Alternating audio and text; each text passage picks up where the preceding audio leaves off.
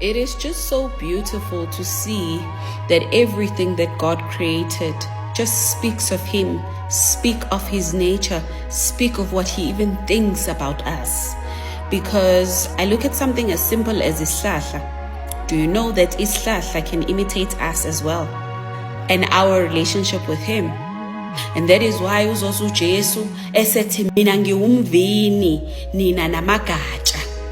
That's why uzozwa even the book of Job chapter 14 verse number 7 athi likhona isithemba for isihlahla, athi ngisho ngasinqamula namhlanje kodwa ngilibekile ikusasa sizokhula and amagatsha aso will sprout again and it will yield fruits again. And so there is hope. Even though you are cut off, there is hope.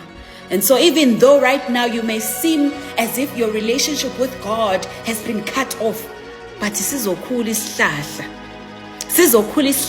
amagatsha will sprout again. Lithi likuphi ithemba lomuntu then okhathwe off completely, ofile engakabuyiselani nomvini, they are doomed.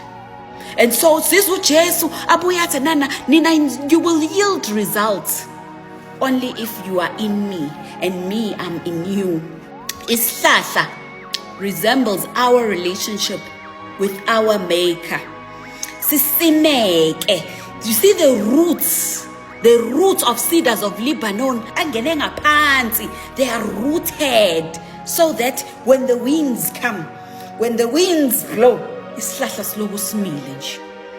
And so amagatsha, even though in winter with the change of season ngenze kuwidarishe amandla phele as time goes on, but ngilibekile isama, you will yield fruits once again simply because you are dependent on umvini wesihlahla. And so likhona ithemba, even though we may be cut off today, but there is a way in which we can get back up again and yield results again. And so ungathuki mongibona ngibuyile namhlanje, hey, be careful of me because I'm a danger to the society. There's a way in which this Father created me, rooted in Him, that even though I can be cut off, but izokhula once again igatsha. So there is still hope. Not all is lost.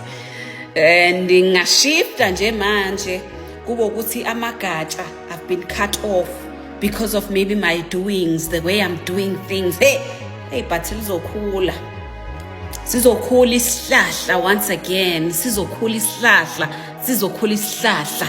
And be careful of my comeback. Wake washo uthi DJ wathi mina ngiyisidi. Yabona isidi, even that on its own germinates danger. Isidi, little Bible, it dies in the ground, and once it rises, when it rises with results. It rises as a tree, a yield a results, a yield of fruits that we eat from now, right now. So be careful. You may bury me, but awazi ukuwa kwami, I will rise again. Ngizovuka njenge prodigal son.